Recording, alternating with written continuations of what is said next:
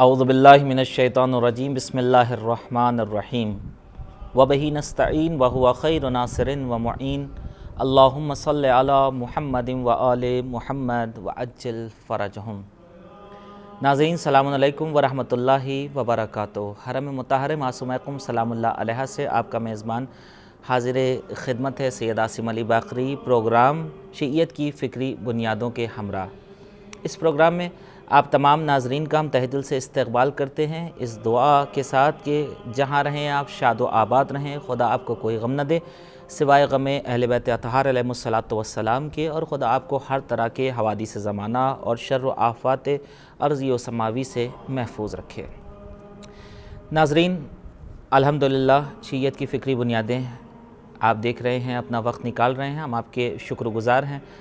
ابھی تک ہم مسجد مقدس جمکران سے یہ پروگرام آپ کے لیے پیش کر رہے تھے، لیکن خدا کا شکر ہے اور کریمہ اہل بیت حضرت معصومہ قم سلام اللہ علیہ کا کرم ہدایت ٹی وی کے شامل حال ہے کہ اس پروگرام کی جو باقی کی قسطیں ہیں وہ ہم حرم مطہر معصومہ قم سلام اللہ علیہ سے پیش کرنے کے لیے حاضر ہیں، اور آپ کے ٹی وی اسکرین پر ذریعہ مقدس کا روح پرور منظر دکھایا جا رہا ہے۔ یہ حسین منظر ہے۔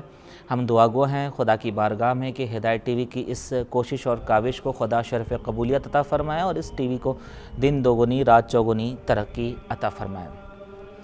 اس جہان ہست و بود میں جو کچھ بھی پروردگار عالم نے خلق کیا ہے وہ حضرت محمد مصطفیٰ صلی اللہ علیہ وآلہ وسلم کے صدقے میں خلق کیا ہے۔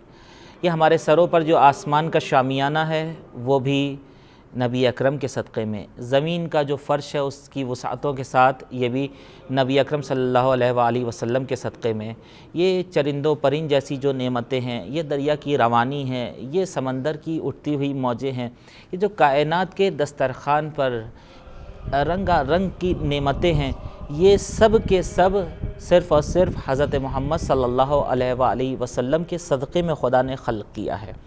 نبی اکرم اپنی نبوت اور رسالت کو مکمل طور سے پہنچاتے ہیں، اور سرزمین حجاز پر کفر و شرک کے ماحول میں نبی اکرم کس طرح سے خدمت انجام دیتے ہیں کہ یقیناً ان کے خلاف سازشیں ہوتی رہیں، سازشوں کا لیکن شکار کبھی نہیں ہوئے۔ یہ نبی اکرم کی حکمت عملی تھی، یہ تدبیر تھی آپ کی کہ جھوٹوں کے درمیان رہیں مگر کبھی جھوٹ بولنا نہیں سیکھا، مکاروں کے درمیان رہیں مگر ان سے کبھی مکاری نہیں سیکھی، بلکہ جھوٹوں کو بھی سچ بولنے کی تعلیم دے دیا۔ مکاروں فریبکاروں کے دلوں میں ایثار اور قربانی کا جذبہ نبی اکرم نے بھر دیا اپنے کردار کے ذریعے سے، یہاں تک کہ نبی اکرم نے کار رسالت کو بحسن خوبی انجام دیا، اور اس کے بعد اس منزل پر پہنچ جاتے ہیں کہ اگر امت کچھ اجر دینا بھی چاہتی ہے اس کے لیے تو صرف اور صرف یہ قل لا اسألکم علیہ اجرا، کوئی اجر ہمیں تم سے نہیں چاہیے، صرف اور صرف مودت اہل بیت، صرف اور صرف مودت قربہ۔ اس کا مطلب یہ ہے کہ حب آل محمد، مودت اہل بیت اس قدر ضروری ہے کہ خدا تمام اعمال کو بندوں سے اپنے قبول کرتا ہے محمد و آل محمد علیہ الصلاۃ والسلام کی محبت اور مودت کے ذریعے، اور یقیناً یہی محبت اور مودت پر قائم ہے شیعان اہل بیت، جو پیروکار ہیں اصل تشیع کے، جو پیروکار ہیں اصل دین مبین اسلام کے۔ ہم گزشتہ پروگرام میں آپ کے سامنے گفتگو کر رہے تھے کہ نبی اکرم صلی اللہ علیہ وآلہ وسلم نے اپنی تمام تر احادیث میں جو حضرت علی علیہ الصلاۃ والسلام کی محبت کی طرف اشارہ کیا، ظاہری طور پر تو اس سے محبت دکھتی ہے، لیکن اس محبت اور مودت سے ایک کمال کی منزل تک پہنچانا چاہا ہے جو اصل مقصد ہے۔ آئیے آج کی گفتگو کا آغاز کرتے ہیں اور استقبال کرتے ہیں اپنے مہمان کا۔ ہمارے ساتھ پہلے کی طرح موجود ہے ہمارے محترم اور مکرم مہمان، استقبال حجت الاسلام والمسلمین علی جناب مولانا سید نجیب الحسن زیدی صاحب قبلہ کا۔ قبلہ السلام علیکم ورحمۃ اللہ وبرکاتہ۔ وعلیکم السلام ورحمۃ اللہ وبرکاتہ۔ چلو ہم آپ کے شکر گزار ہیں ہدایت ٹی وی ٹیم کی جانب سے کہ آپ مسلسل اپنا وقت نکال رہے ہیں اور ہمارے ناظرین کو اپنے بہترین بیان سے مستفیض کر رہے ہیں۔ جی، آپ کا اور پوری ہدایت ٹیم کا میں شکر گزار ہوں کہ آپ نے موقع فراہم کیا، اور ناظرین سے بھی گزارش ہے کہ پروردگار کی بارگاہ میں دعا کریں کہ جلد از جلد مومنین اس بیماری سے نجات پائیں جس نے ساری دنیا کو پریشان کیا ہوا ہے۔ انشاءاللہ پروردگار ہم سب کی توفیقات میں اضافہ فرمائے۔ جزاکم اللہ، الہی آمین۔ ناظرین اب تک جو ہم نے گفتگو کی ہے وہ افراد جو ہمارے پروگرام میں آج ہی جڑ رہے ہیں اور اس سے پہلے انہیں سعادت نہیں ملی ہمارے پروگرام میں جڑنے کی، یا جو اس سے پہلے بھی ہمارا پروگرام شروع سے دیکھ رہے ہیں، ہم ان کے لیے ایک بار پھر سے بیان کر دیں کہ شیعیت کی فکری بنیادوں میں اس کے لغوی معنی، اصطلاحی معنی کی طرف ہم نے اشارہ کیا، قرآن میں اس کا لفظ کس طرح سے کس کانسیپٹ میں پیش کیا گیا ہے اسے بھی ہمارے مہمان نے آپ کے سامنے پیش کیا، شیعیت کی اصطلاح کا کب سے ہے، شیعیت کا وجود کب سے ہے، اور وہ احادیثیں جن کے اعتبار کے ذریعے سے شیعیان اہل بیت شیعیت کے وجود کو عصر پیغمبر سے مانتے ہیں، ان سب کو پیش کیا۔ ہماری گفتگو یہاں تک پہنچی تھی کہ کیا محبت اہل بیت اطہار علیہم الصلاۃ والسلام کے ذریعے سے اس کمال تک پہنچایا جا سکتا ہے جو حقیقت ہے تشیع کی اور دین مبین اسلام کی، لہٰذا اس پر گفتگو ہو رہی تھی۔ ہمارے مہمان اپنی بہترین گفتگو سے نواز رہے تھے۔ آئیے یہیں سے گفتگو کا آغاز کرتے ہیں، اور یہی ہمارا پہلا سوال ہوگا کہ اساس دین محبت اہل بیت کس طرح سے ہو سکتی ہے۔ حضور، تقریباً ہمارا سوال واضح ہے کہ اساس دین جو ہے وہ حب آل محمد ہے، تو یہ کس طرح سے، یعنی حب آل محمد کے اوپر پورے دین کا انحصار ہو جائے، اس کے بارے میں اسلام کیا کہتا ہے؟ بسم اللہ الرحمن الرحیم۔ دیکھیں، میں نے اس سے پچھلے پروگرام میں بھی حدیث پیش کی تھی کہ حل الدین الا الحب، کیا دین محبت کے علاوہ کچھ اور ہے؟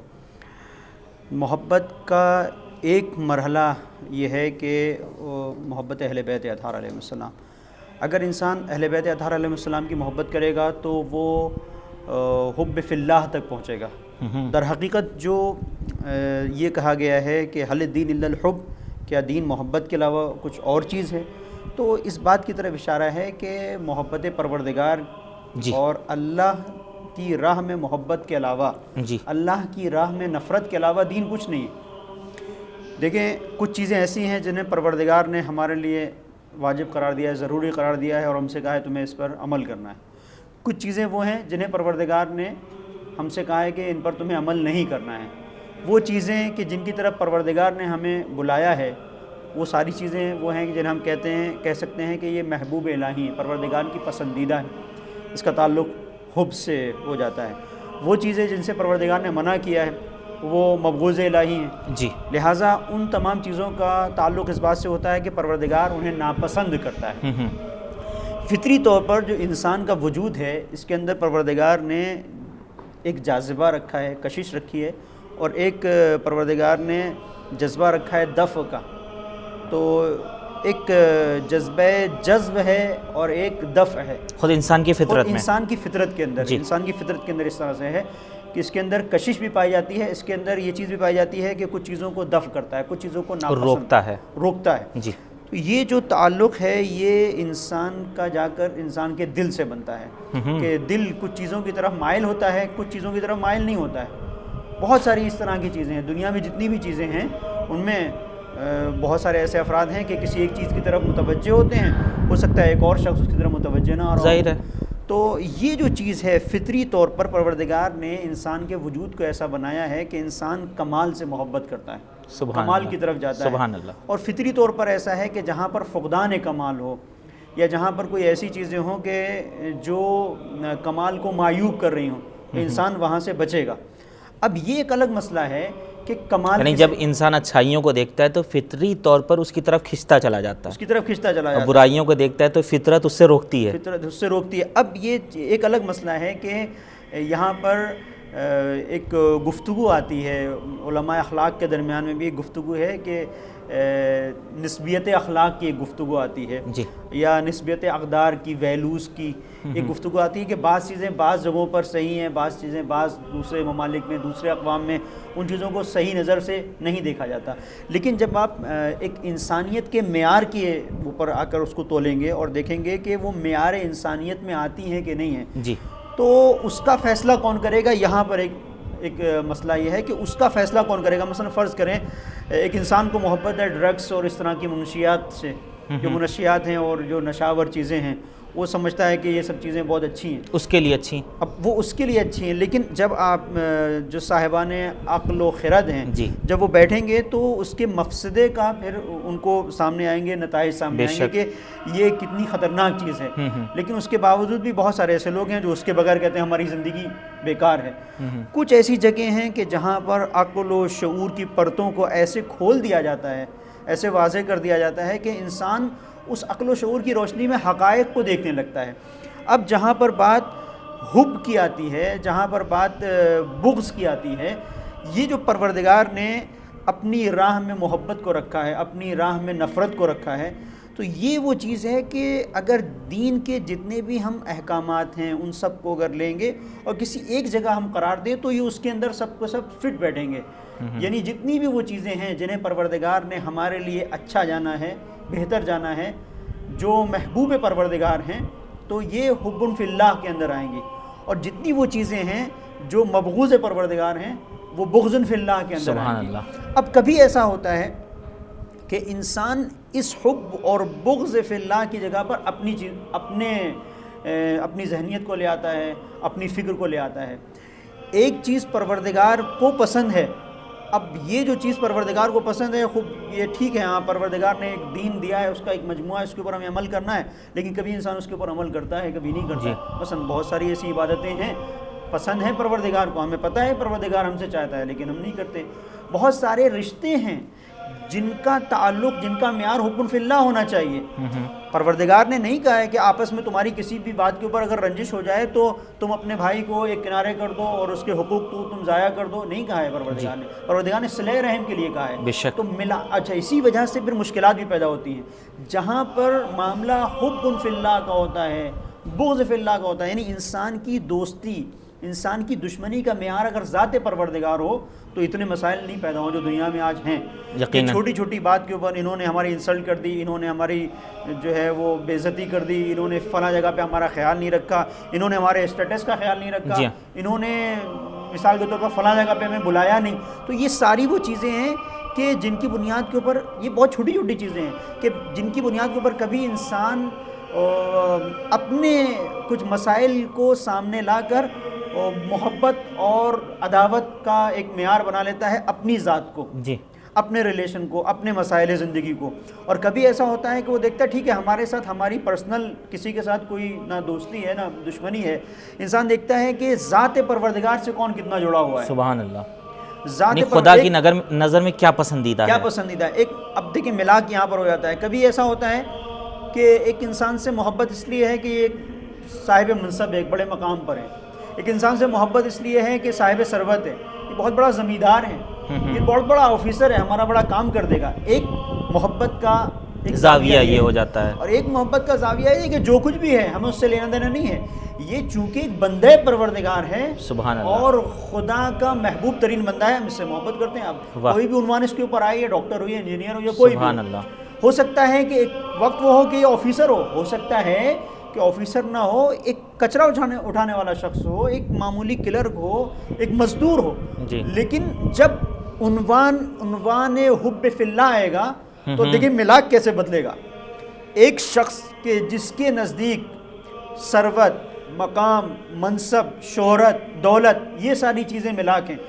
جہاں منصب, دولت, شہرت, طاقت, یہ ساری چیزیں دنیاوی ہیں, مال و زر, یہ ختم ہوئے, اس کی ساری محبت بھی گئی. کسی نے کسی کے ساتھ محبت کا اظہار کیا کہ بھئی ہم ان کو بہت چاہتے ہیں, بہت محبت کرتے ہیں, کیوں؟ اس لیے کہ بڑا اچھا, مثال کے طور پر فرض کریں کہ ان کا اسٹیٹس ہے, بڑا مقام, اور لوگ جو ہے بہت مانتے ہیں. پتہ چلا کل جو ہے کسی وجہ سے ان کا عہدہ چلا گیا, اب وہ آتے ہیں تو ہم ان کو دیکھنے کے لیے تیار نہیں ہوتے کہ اس لیے کہ تو ہماری طرح ہو گئے معمولی.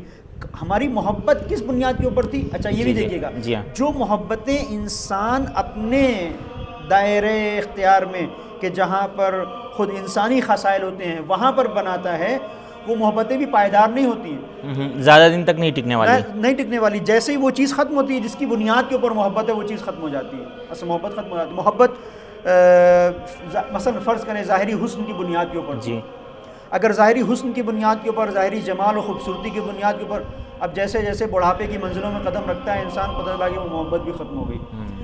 پیسے کی وجہ سے تھی, جیسے پیسہ ختم ہوا محبت بھی ختم ہو گئی. لیکن وہ محبت جو حب فی اللہ کے تحت آتی ہے, جب وہ پھر کبھی ختم نہیں ہوتی, کیونکہ اس کا تعلق اللہ کی ذات سے ہوتا ہے.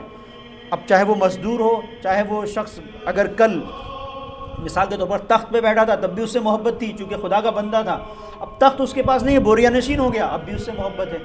تو یہ جو عنوان ہے حب فی اللہ کا, حب فی اللہ والبغض فی اللہ, یہ بڑا پائیدار ہے. اور اسی بنیاد کے اوپر اس بات کی طرف توجہ دلائی گئی ہے، مسلسل دعوت فکر دی گئی ہے کہ جو دین کی اساس ہے یہ محبت ہے خدا کی راہ میں، اور یہ سخت ترین مرحلہ بھی ہے جی۔ بہت سارے لوگ بہت سارے کام کر پاتے ہیں لیکن اس منزل پر عمل نہیں کر پاتے کہ جہاں پر ان کی زندگی میں کہا جائے کہ یہ مثلا فرض کریں بندہ بہت اچھا ہے، نماز پڑھتا ہے، روزہ رکھتا ہے، حج کرتا ہے، سارے اعمال انجام دیتا ہے، اچھا ایک منزل، کیا خدا کی راہ میں دوستی کرتا ہے؟ کیا خدا کی راہ میں دشمنی کرتا ہے؟ اگر ایک شخص خدا کی راہ میں دوستی نہ کر سکے، خدا کی راہ میں دشمنی نہ کر سکے تو پھر کیا ہے؟ وہ کہتے ہیں کہ بھائی ہماری کسی سے لڑائی نہیں ہے، ہمارے سب دوست ہیں، یہ کیسے ہو سکتا ہے؟ اور اس کی علامت اور اس کی پہچان ہمارے سامنے ذات حضرت امیر المومنین علی بن ابی طالب علیہ السلام کہ خدا کی راہ میں اگر دوستی ہے، خدا کی راہ میں دشمنی ہے، تو آپ دیکھیں کتنے دشمن ہیں آپ کے جی، اور کتنے دوست ہیں۔ اب آپ کی خدمت میں عرض کروں کہ یہ صرف یہ ایسی چیز نہیں ہے کہ جس کو علماء اخلاق نے یا بعض مفکرین اور دانشور حضرات نے بیان کیا ہو، حدیث قدسی ہے، جناب موسیٰ جیسا پیغمبر، قال اللہ عز وجل لموسیٰ هل عملت لی عملا، موسیٰ کیا تم نے ہمارے لیے کوئی عمل انجام دیا ہے، کچھ کیا ہمارے لیے؟ جی۔ قال الہی صلیت لک، میں نے تیرے لیے نماز پڑھی، وصمت وتصدقت، میں نے تیرے لیے روزہ رکھا، میں نے تیرے لیے صدقہ دیا، وذکرتک کثیرا، اور تیرا ذکر بھی کیا، ذکر کثیر کیا۔ قال اللہ تبارک و تعالی اما الصلاۃ فلک برہان، نماز تو تمہارے لیے دلیل بنے گی، جی، نماز تمہاری دلیل بندگی ہے، ٹھیک ہے، والصوم جنۃ، اور نماز ظاہر ہے کہ جب نماز تم نے پڑھی ہے تو نماز تمہارے لیے گواہ بنے گی کہ ہاں یہ تھا، یہ کام کرتا تھا، اور اسی لیے کہا گیا ہے کہ بعض جگہوں پر نماز کی مثال دی گئی سراج کی، چراغ کی طرح ہوگی، نور تمہارے لیے، وہ نور تمہاری راہ کو روشن کر رہی ہوگی۔ روزہ تمہارے لیے سپر بن جائے گا، سپر بن جائے گا جہنم کی آگ سے، اسی لیے کہا گیا کہ ماہ مبارک رمضان کے سلسلے سے پروردگار نے اس لیے کہا ہے کہ روزے کی جزا خود میں اپنی ذات کو قرار دیا ہے، کہا ہے والصوم جنۃ، صوم جو ہے سپر ہے، والصدقۃ ذل، صدقہ جو تم نے دیا ہے، یعنی منزل یہ ہے کہ جناب موسیٰ سے پروردگار یہ کہتا ہے اپنے اولو العزم پیغمبر سے کہ تم نے میرے لیے کیا کیا۔ جناب موسیٰ اعمال گنا رہے ہیں، میں نے تیرے لیے نماز پڑھی، میں نے روزہ رکھا، میں نے صدقہ دیا، ہر چیز کو اب پروردگار جواب دے رہا ہے، گفتگو ہے جناب موسیٰ، کلم اللہ ہے، نماز دلیل ہو گئی، روزہ سپر ہو گیا، صدقہ جو ہے تمہارے لیے ایک سایہ ہو گیا، والزکوٰۃ نور، زکوٰۃ جو ہے وہ نور ہو گئی، روشنی ہو گئی، وذکرک لی قصور، اور تم نے میرے لیے ذکر کیا، اس کے لیے تمہیں جنت میں محل ملیں گے، تمہارے لیے باغات ہوں گے، تمہارے لیے محل ہوں گے، قصر ہوں گے، قصور قصر کی جمع ہے۔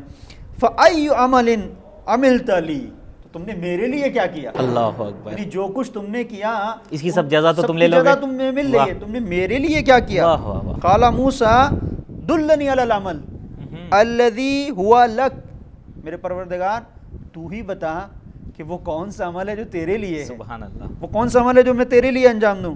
قال یا موسیٰ حل والیت لی، اے موسیٰ کیا تم نے میرے لیے محبت کی، حل والیت لی ولیا فقط، قط بلکہ یعنی حل والیت لی ولیا قط، کیا کبھی ایسا ہوا کہ صرف تم نے میرے لیے مجھ سے محبت کی ہو؟ سبحان اللہ۔ وَهَلْ عَادَيْتَ لِي عَدُوًّا، کیا میرے لیے تم نے دشمن بنائے، میرے لیے دشمنی کی؟ فَعَلِمَ مُوسَىٰ، پھر موسیٰ نے اس بات پر جان لیا، صرف اشارے میں گفتگو ہوئی، موسیٰ نے جان لیا ان افضل الاعمال الحب فی اللہ والبغض فی اللہ، موسیٰ نے جان لیا کہ سب سے زیادہ بافضیلت عمل یہ ہے کہ دوستی خدا کی راہ میں ہو، دشمنی خدا کی راہ میں۔ جزاکم اللہ خیر۔ اس کا نتیجہ کیا ہے اس پہ جاننے کے لیے انشاءاللہ ہم ضرور آپ کی خدمت میں آئیں گے۔ تو ناظرین، دوستی وہ بھی خدا کی راہ میں یعنی حب فی اللہ ہونا چاہیے، اگر کہیں دشمنی ہو رہی ہے بغض فی اللہ وہ بھی خدا کی راہ میں ہونا چاہیے۔ جو ہم خدا کے لیے کر سکتے ہیں، خدا کی راہ میں آگے بڑھیں گے تو ظاہر مشقتوں کا سامنا کرنا پڑے گا، حق کے اوپر اگر ڈٹے رہیں گے تو جو سختیاں آئیں گی اسے بھی ہمیں برداشت کرنا ہوگا انشاءاللہ۔ تو ہم حق کے راستے پر رہتے ہوئے سختیوں کا سامنا کرتے ہوئے آگے بڑھتے چلے جائیں، اور خدا کی راہ میں جو بھی مصیبتیں آتی چلی جائیں ہم انہیں برداشت کرتے رہیں، اور خدا کی راہ میں ہی ہماری دوستی بھی ہو، خدا کی راہ میں ہی خدا کے دشمن سے عداوت بھی ہو۔ یہاں رکیں گے ایک مختصر سے وقفے کے لیے، لوٹیں گے وقفے کے بعد، دیکھتے رہیے شیعیت کی فکری بنیادیں۔ اللہم صل علی محمد وآل محمد اللهم صل على محمد وآل محمد۔ ناظرین، ایک بار پھر سے ہم آپ کا استقبال کرتے ہیں۔ آپ دیکھ رہے ہیں حرم مطہر معصومہ قم سلام اللہ علیہا سے پروگرام شیعیت کی فکری بنیادیں، اور ہمارے ساتھ مہمان ہیں ہمارے محترم اور مکرم استاذ حوزہ حجت الاسلام والمسلمین عالی جناب مولانا سید نجیب الحسن زیدی صاحب قبلہ۔ آج کے پروگرام میں ہم اساس دین میں محبت کی کیا اہمیت ہے، محبت اساس دین کیسے بن سکتا ہے، اس بات کی طرف ہم نے اشارہ کیا اور یہیں سے ہم نے گفتگو کا آغاز کیا۔ اور جو ہمارے محترم مہمان نے اس حدیث قدسی کی طرف اشارہ فرمایا کہ پروردگار عالم نے اول العزم پیغمبر جناب موسیٰ سے پوچھا، یہ سب اعمال تو تم اپنے لیے کرتے ہو، نماز ہے، روزہ ہے، ہمارے لیے کیا کرتے ہو؟ ہماری راہ میں اگر تم دوست بناؤ، ہمارے لیے اگر لوگوں سے دشمنی مولو، تو یہ کام ہے ہمارے لیے۔ آپ سوچ رہے ہوں گے کہ ہم اب شیعیت کی فکری بنیادوں کے پروگرام میں یہ بات کہاں سے بحث لے کر چلے آئیں؟ تو چونکہ ہم بحث ہی گزشتہ پروگرام میں کر رہے تھے کہ یہ جو محبت امیر المومنین علیہ السلام کی طرف نبی اکرم نے اشارہ کیا ہے، لوگ پوچھتے ہیں کہ اس محبت کے ذریعے سے دین تک کیسے پہنچ سکتے ہیں، یہ محبت کا دین مبین اسلام سے کیا رابطہ ہے؟ تو اسی کو شیعیت کی فکری بنیادوں میں پیش کرنے کے لیے یہ بحث کا ہم نے آغاز کیا ہے۔ آئیے مزید جانتے ہیں اس سلسلے میں اپنے مہمان سے۔ قبلہ، یقیناً ہمارا چونکہ موضوع یہی ہے شیعیت کی فکری بنیادیں، تو یہ جو محبت کا آپ نے تذکرہ کیا، حب فی اللہ ہونا چاہیے، بغض فی اللہ ہونا چاہیے، اور نبی اکرم اشارہ بار بار کر رہے ہیں امیر المومنین علیہ السلام کی محبت کی طرف، تو یہ محبت امیر المومنین اساس دین مبین اسلام کیسے ہو سکتی ہے؟ محبت امیر المومنین علی بن ابی طالب علیہ السلام در حقیقت اس جادے کا نام ہے کہ جسے جادہ بندگی کہا جاتا ہے، جسے جادہ اطاعت الہی کہا جاتا ہے۔ سبحان اللہ۔ تو در حقیقت علی کی محبت خود نبی سے محبت ہے، چونکہ محبوب ترین فرد پیغمبر کے نزدیک علی بن ابی طالب علیہ السلام ہے، اور اس لیے ہے، اب ایک حدیث کی طرف میں آپ کو اشارہ کروں، اس لیے کہ ہر انسان اپنی زندگی میں آپ دیکھیں کہ کوئی بھی فرد ہو، اس کو تلاش کریں تو وہ کہے گا کہ بھئی میں سکسیس کو ڈھونڈتا ہے، کامیاب ہونا چاہتا ہوں جی، ہر ایک انسان سکسیس کے پیچھے، کامیابی کے پیچھے ہے۔ اب جب اسی آپ کامیابی کے عنوان کو آپ تلاش کریں تو آپ دیکھیں کہ ایک حدیث ہے تو حدیث پیغمبر، لیکن جناب فاطمہ زہرا سلام اللہ علیہ سے یہ حدیث نقل ہوئی ہے، اور اس میں آپ نے فرمایا کہ ان السعید کل السعید حق السعید من احب علی فی حیاتہ و بعد موتہ، ان الشقی کل الشقی حق الشقی من ابغض علی فی حیاتہ و بعد موتہ۔ اب اگر کسی کے ذہن میں سوال ہوتا ہے کہ علی کی محبت کیسے، تو وہ دیکھے کہ اپنی 18 سال کی کامیاب ترین زندگی میں جو خاتون محور رضائے پروردگار کی سند حاصل کر رہی ہے، جیسے نبی کی لسان صدق یہ کہہ رہی ہے کہ جس نے اس کو اذیت دی اس نے مجھے اذیت دی، جہاں نبی یہ کہہ رہے ہیں کہ ان اللہ یرضی لرضاہا ان اللہ یغضب لغضب فاطمہ، تو وہ ذات کہ جس کی رضا پر پروردگار راضی، جس کے غضبناک ہونے پر پروردگار غضبناک، ظاہر ہے کہ وہ اگر کوئی بات کہہ رہی ہے اور اپنے شوہر کے بارے میں کہہ رہی، تو اس لیے نہیں کہہ رہی کہ اس کا شوہر ہے اس لیے ایک بات کہی جا رہی ہے، اس لیے نہیں کہ وہ اس کا شوہر اس کے بچوں کا باپ ہے لہٰذا ایک بات کہی جا رہی ہے۔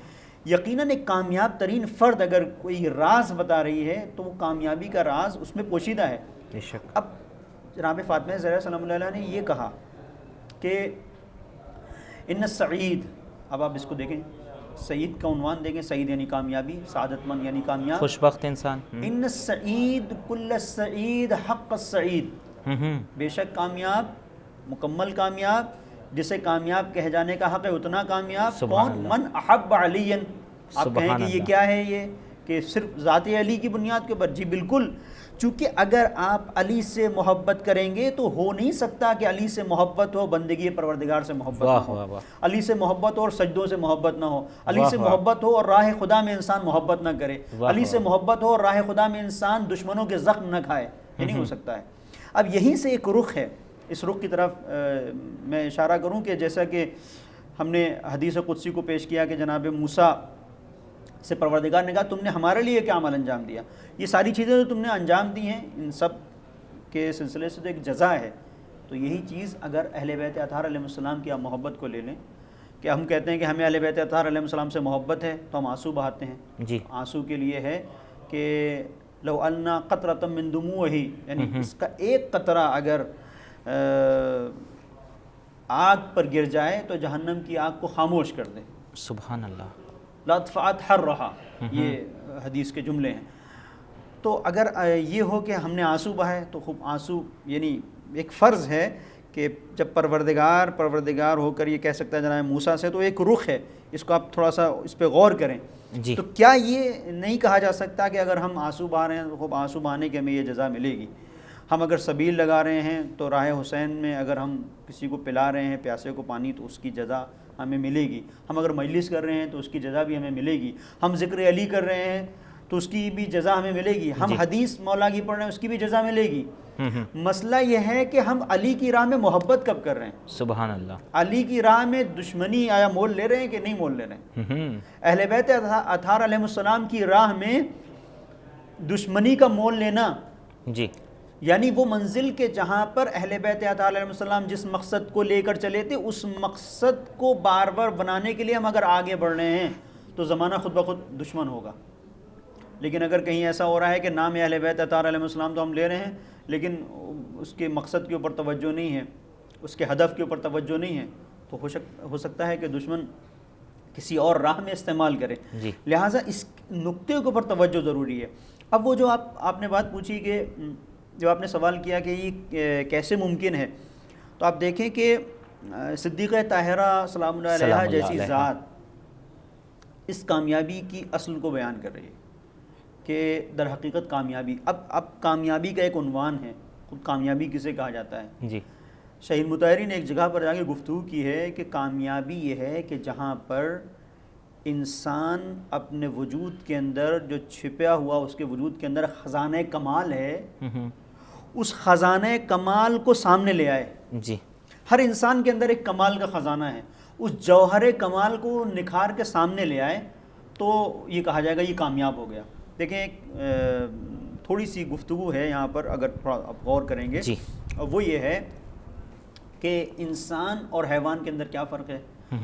تو علماء نے اس پر ایک گفتگو کی ہے کہ انسان اور حیوان کے اندر جو بنیادی فرق ہے، یہ جو معمولی سی جو چیزیں ہیں ان کی طرف نہ جا کر ایک تھوڑا سا ایک غور کرنے والی بات ہے جو تھوڑا سا گہرائی سے ہے، اس کی طرف توجہ دلانا چاہتا ہوں۔ ایسا تو آپ کہہ سکتے ہیں خوب انسان جو ہے وہ شعور رکھتا ہے، نطق ہے، یہ فصل انسان کے پاس عقل ہے، جانور کے پاس نہیں ہے۔ جی اس سے ہٹ کر ایک منزل ہے کہ جہاں پر علماء نے اس پر گفتگو کی ہے، شہید مطہری نے بھی اس پہ گفتگو کی ہے، اور وہ یہ ہے کہ انسان کے اندر جو چیزیں ہیں پروردگار نے جو کچھ بھی انسان کے اندر رکھا ہے بالقوہ رکھا ہے اسے بالفعل کی منزل پر لے کے آنا ہے۔ حیوان کا معاملہ کیا ہے؟ جو کچھ ہے وہ بالفعل ہے۔ مثال بالفعل یعنی جو کچھ ہے وہ عملاً ہے۔ مثلا فرض کریں ایک بلی ہے، جی تو بلی کے اندر وہ جو بلیت ہے، بلی کے اندر وہ جو بلی کے اندر کی جتنی بھی خصلتیں ہیں، اس کی جو طبیعت ہے، اس کی طبیعت ہے، وہ آ کے سیکھتی نہیں ہے، وہ کہیں کسی مدرسے میں نہیں جاتی، اس کا کوئی کلاس نہیں ہوتا۔ ایک کبوتر کا بچہ جو ہے وہ سیکھتا نہیں کہ کیسے اڑا جائے، وہ تھوڑا بہت اپنی ماں کے ساتھ رہتا ہے، کبوتر کے ساتھ اڑنا، پرندے اڑنا شروع ہو جاتے ہیں۔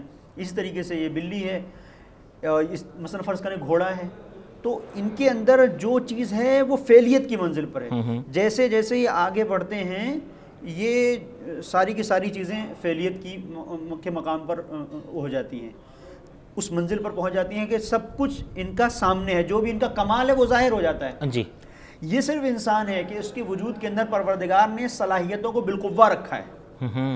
انسان کو جانا ہے تہذیب نفس کے مکتب میں، انسان کو تطہیر نفس کرنا ہے، انسان کو اپنا باطن سنوارنا ہے۔ اب انسان جتنا جتنا اپنے اس جو صلاحیت اس کے اندر بالقوہ رکھی ہے اس کو فعلیت کی منزل میں رکھتا چلا جائے گا، اتنا کامیاب ہوتا چلا جائے گا۔ واہ، اب منزل یہ ہے کہ ایک ایسا فرد تاریخ کہاں سے ڈھونڈ کے لائے کہ جب اسے نگاہ کرو، نظر ڈالو تو کوئی ایسی چیز نظر نہیں آئے گی جو ابھی چھپی ہوئی ہو اور ظہور نہ ہوا ہو اس کا. یعنی علی کو اگر دیکھنا ہے تو علی کو اگر سخنوری میں دیکھنا ہے تب بھی کمال پر ہے ذات علی. سبحان اللہ. اگر علی کی خاموشی کو دیکھنا ہے تب بھی کمال پر ہے. واہ. اگر علی تلوار چلا رہے ہیں تب بھی کمال پر ہیں. اگر علی قلم چلا رہے ہیں تب بھی کمال پر ہیں. کیوں؟ اس لیے کہ علی کی زندگی نہیں ہے. علی نے اپنی زندگی کو راہ خدا میں ضم اس طرح سے کر دیا ہے کہ علی تو خود سوچتے ہی نہیں ہیں. لہٰذا آپ یہی رخ ہے. آپ ایک اس چیز کے اوپر آپ غور کیجئے کہ جو کہا جاتا ہے بندگی، تو بندگی کیا ہے؟ بندگی یہ ہے کہ انسان اللہ کی راہ میں زندگی گزارے. جی. یہی حب فی اللہ والبغض فی اللہ. بندگی یہ ہے کہ اللہ کی راہ میں زندگی گزارے. جب اللہ کی راہ میں زندگی گزار رہا ہے تو اب مولانا فیروز حیدر صاحب مرحوم، پروردگار خدا غریق رحمت کرے، ان کے اوپر اپنی رحمتوں کو نازل کرے، بڑی اچھی بات انہوں نے کہی کہ جب آپ یہ دیکھیں کہ آپ کی ہر سانس راہ خدا میں بسر ہو رہی ہے تو آپ سمجھیں کہ آپ بندے پروردگار ہیں. واہ. یعنی بندگی کا معیار یہ ہے کہ آپ کی ہر سانس راہ خدا میں خرچ ہو. اب ہو سکتا ہے کہ سانس سوتے ہوئے خرچ ہو. واہ. ہو سکتا ہے کہ بیداری میں ہو سکتا ہے کہ تلوار چلاتے ہوئے میدان میں خرچ ہو. ہو سکتا ہے کہ قلم چلاتے ہوئے صلح حدیبیہ کے موقع پر ہو. واہ واہ واہ. ہو سکتا ہے کہ دوش رسول پر ہو اور بتوں کو توڑا جا رہا ہو. سبحان اللہ. اور ہو سکتا ہے کہ دلوں کے اندر جو بت بسے ہوئے ہیں علی ان کو توڑ رہے ہوں، ان اسنام کو توڑا جائے، ان اسنام کو توڑا جا رہا ہو. تو اب منزل یہ ہے کہ راہ خدا میں سانس خرچ ہو رہی ہو. اب اسی لیے آپ دیکھیں کہ وہ سونا علی کا کتنی بڑی عبادت بن گیا. جو شب ہجرت مولا کائنات سوئے کہ خدا نفس کا خریدار بن گیا. کیوں بن گیا؟ کہ علی سو رہے ہیں، عبادت تھوڑی نہیں ہو رہی ہے. کہا نہیں، عبادت ہے. اس لیے کہ اگر تم خدا کی راہ میں بندگی کر رہے ہو اور خدا کے حوالے اپنے آپ کو تم نے کر دیا ہے تو تمہارا سونا بھی عبادت ہے. اور صرف وہ منزل شب ہجرت نہیں ہے، ماہ مبارک رمضان میں نومکم فی عبادہ، واہ، انفاسکم فی تسبیح. ہماری نفس میں تسبیح کا ثواب کیوں ہے؟ اس لیے کہ ہم نے اپنے ارادے کو تابع مشیت پروردگار بنا دیا. جی. جب اس کے حوالے کر دیا تو اب یہ منزل ہے. اب جب یہی منزل عالی ترین مقام پر پہنچتی ہے تو علی جیسی شخصیت سو رہی ہے. سبحان اللہ. پھر کیوں نہیں عبادت ہوگا؟ تو اب یہ جو مقام ہے اس پر غور کرنے کی ضرورت ہے کہ جناب صدیقہ طاہرہ سلام اللہ علیہ نے یہ جو فرمایا کہ علی سے اگر کوئی محبت رکھتا ہے تو وہ کامیاب ہے. اس لیے کہ کامیاب ترین فرد اسلامی معاشرے کی جس کا ہر کمال ظاہر ہو چکا ہو. قبلہ جیسا کہ آپ نے کہا حب فی اللہ ہونا چاہیے، بغض فی اللہ ہونا چاہیے. یعنی خدا کے لیے ہی ہم دوستی کریں اور خدا کے لیے ہی ہم لوگوں سے دشمنی بھی مول لیں. اب ہم یہ جاننا چاہیں گے، چونکہ ہم اپنے موضوع پہ جو گفتگو کر رہے ہیں شیعیت کی فکری بنیادوں کو لے کر، تو اس میں ہم یہ جاننا چاہیں گے کہ اگر ذات امیر المومنین سے ہی محبت کرنا چاہیے، ان کی محبت سے ہی لوگوں سے محبت کرنا چاہیے اور ان سے عداوت کرنے والوں کے پہلوؤں کو بھی مد نظر رکھنا چاہیے، تو اس کا نتیجہ کیا ہوگا؟ دیکھیں، جب ہم اپنے آپ کو راہ علی پر ڈال دیں گے اور اپنی مرضی کو تابع مرضی علی بنا دیں گے، جی، تو بہت ساری چیزیں، جو بہت سارے مسائل ہمارے آپس میں ہوتے ہیں، جو قدورتیں ہوتی ہیں، جو اختلافات ہوتے ہیں، جو رنجشیں ہوتی ہیں، وہ نہیں ہوں گی. ہم اگر کسی سے کچھ دنیاوی مسائل میں مثال کے طور پر الجھے ہوئے ہیں اور ایک بار ہم نظر یہ ڈالیں گے کہ یہ بھی تو علی کا چاہنے والا ہے، یہ بھی تو علی سے محبت کرتا ہے، تو علی کی محبت کے کچھ اصول ہیں. علی کی محبت تو کیا، علی کی راہ میں اگر آپ نفرت بھی کر رہے ہیں تو وہ بھی بے اصول نہیں ہے. آپ دیکھیں کہ صفین میں آپ کے کچھ جانثار ساتھی ہیں، عمرو بن حمقی خزائی اور ایک اور شخصیت ہیں ظاہراً جناب مقداد، یا بہرحال ایک اور شخصیت مولا کی قریبی ترین شخصیات میں جن کا نام آتا ہے، شیعہ علی کہے جاتے ہیں. تو پتہ چلا کہ کچھ لشکر شام کے سرداروں کو اور ان لوگوں کو انہوں نے گالیاں دی. مولا علی علیہ السلام نے روکا، لا تکونوا سبابین، علی کو پسند نہیں ہے تم سب و شتم کرنے والے، ملامت کرنے والے نہ رہو. علی کو یہ چیز پسند نہیں ہے. علی کا فیصلہ اگر جنگ میں ہے تو میدان جنگ میں تلوار کرتی ہے. جی. ہم گالیاں نہیں دیا کرتے، ہم اس طرح سے ملامت نہیں کیا کرتے. دیکھیں، لعنت کی بحث اور یہ باب ایک الگ گفتگو ہے، اس کو آپس میں خلط نہ ہو. یعنی گالی گلوچ اس کو مولا کائنات نے منع کیا. تو میں یہ کہنا چاہتا ہوں یہاں پر جو شاہد مثال ہے وہ یہ کہ جس علی کی راہ میں عداوت کے اصول ہوں، واہ واہ واہ، اس علی کی واہ واہ، محبت کے کیا اصول نہیں سبحان ہوں گے؟ اللہ، یہ کیسے ہو سکتا ہے؟ سبحان اللہ. کہ علی کہتے ہیں کہ ہماری راہ میں اگر تم دشمنی کرو تو وہ بھی بے اصول نہیں ہے. علی کی راہ میں جب دشمنی بے اصول نہیں ہے تو محبت بے اصول کیسے ہو جائے گی؟ یعنی جس کی راہ میں عداوت چاہنے والوں کو برائی کی دعوت نہیں دیتی ہے کہیں سے، جی، بلکہ وہاں بھی ٹوکتی ہے، وہاں پہ بھی ٹوکتی ہے. تو جو ثمرہ ظاہر ہوتا ہے محبت اہل بیت اطہار علیہ السلام کا، دیکھیں ایک تو جو ہم ظاہری طور پر کچھ چیزوں کو دیکھ رہے ہیں احادیث کی روشنی میں، جنہیں پیغمبر اسلام صلی اللہ علیہ صلی وسلم نے اللہ بھی علیہ وآلہ وسلم اشارہ فرمایا ہے. پیغمبر کی ایک حدیث ہے، شاید اس وقت میں نہیں، کبھی اور وقت ہوا، چونکہ پیغمبر نے اس میں 20 خصلتیں بیان کی. اہل بیت اطہار علیہ السلام کے چاہنے والوں کی 20 خصلتیں ہیں، یعنی شیعان اہل بیت کی، اہل بیت اطہار علیہ السلام کی، جو آپ نے کہا کہ اس میں 10 وہ ہیں کہ جن کا تعلق اس دنیا سے ہے، اور 10 وہ ہیں جن کا تعلق اس دنیا سے ہے. واہ واہ واہ، 10 کا تعلق اس دنیا سے ہے، 10 کا تعلق قیامت کے بعد کی دنیا سے ہے، یعنی جب ہم محشور ہوں گے. یہاں پر بھی محبت اہل بیت کام آئے گی، وہاں پر بھی کام آئے گی. لیکن جو ہم ابھی اس حدیث کی طرف نہیں جا کر اس بات کو بیان کرنا چاہتے ہیں کہ جو بنیادی ترین نتیجہ ہے محبت اہل بیت اطہار علیہ السلام کا، اہل بیت کی راہ میں محبت کا، ان کی راہ میں دشمنی کرنے کا، وہ یہ ہے کہ ہم اپنے آپ کو شیطان کا اسیر بنانے سے روکتے ہیں. واہ، یعنی ہم اپنے آپ کو شیطان کے حوالے نہیں بہت کرتے، اس لیے کہ یہ دل جو ہے، اس دل کے لیے اس کی یہی کیفیت ہے. اس دل کے خریدار بہت ہیں، جہاں اس دل کا خریدار خدا ہے وہیں اس دل کا خریدار شیطان بھی ہے. اب مارکیٹ میں آپ دل لے کے بیٹھے ہوئے ہیں، اب پروردگار بھی خریدار ہے اور شیطان بھی شیطان اپنے ہتھ کنڈے لے کے آتا ہے، پروردگار اپنی جزا لے کے آتا ہے. پروردگار کہتا ہے یہ دل میرا ہے، میں خالق دل ہوں، یہاں پر سکونت میری ہونی چاہیے. شیطان کبھی شہوت لے کے آتا ہے، کبھی شہرت لے کے آتا ہے، کبھی منصب. حدیثوں میں ملتا ہے قبلہ کہ اسی دل میں خدا کے ملائک اور فرشتے بھی رہتے ہیں، نزول اسی دل میں. جی جی، نزول اور ملائک، شیطان وسواس بھی ڈالتا رہتا ہے. اب اسی لیے آپ دیکھیں کہ ایک منزل ہے، جی، یہ مقام ہے کہ جہاں پر پروردگار نے اس چیز کو بیان کیا ہے کہ اگر آپ یہ جاننا چاہتے ہیں کہ آپ دیکھیں کہ آپ کے وجود کے اندر خیر پایا جا رہا ہے کہ نہیں، نیکی پائی جا رہی ہے کہ نہیں. تو حدیث ہے، ابی جعفر علیہ السلام سے فرماتے ہیں اذا اردت ان تعلم ان فیک خیرا، اگر تم یہ جاننا چاہتے ہو کہ تمہارے اندر کوئی خیر ہے، فانظر الی قلبک، واہ، تم اپنے دل کے اندر دیکھو. اگر تم یہ چاہتے ہو کہ تمہارے اندر خیر ہے تو نہیں کہا کہ تم دیکھو کتنی نمازیں پڑھتے ہو، تمہارے اندر خیر ہے یہ نہیں کہا کہ حج پہ گئے ہو کہ نہیں گئے ہو، تمہارے اندر خیر ہے تم نے کتنی زکوٰۃ دی، کتنا مال راہ خدا میں خرچ کیا، کتنا انفاق کیا. اپنے دل کی طرف توجہ کرو، اپنے دل کی طرف توجہ کرو. فانظر الی قلبک فان کان یحب اہل طاعت اللہ، اگر یہ اللہ کی اطاعت کرنے والوں سے محبت کرتا ہے، ویبغض اہل معصیتہ، اور اللہ کی معصیت کرنے والوں سے یہ نفرت کرتا ہے، ان سے بھاگتا ہے، ان سے کھنچتا ہے، ففیک خیر. تو یہ وہ صورت ہے کہ جہاں پر تمہارے اندر خیر پایا جاتا ہے، اور یہ وہ منزل ہے کہ جہاں پر پروردگار بھی تم سے محبت کرتا ہے. اور اگر انکان یبغض اہل طاعت اللہ، اگر تمہارے دل کے اندر اللہ کی اطاعت کرنے والوں سے نفرت پائی جاتی ہے اور تمہارا دل معصیت گزار لوگوں کی طرف راغب ہوتا ہے، فلیس فیک خیر، تمہارے اندر کوئی خیر نہیں پایا جاتا. اب آپ یہ دیکھیں جو نتیجہ ہے محبت اہل بیت اطہار علیہ السلام کا، وہ نتیجہ یہاں پہ حاصل ہوتا ہے کہ اگر ہم نے اپنے دل کو تابع مرضی علی بنا لیا، جی، تو اب اس دل کی کیفیت یہ ہے کہ دھڑکے گا وہیں پر جہاں پہ علی چاہتے ہیں. سبحان اللہ.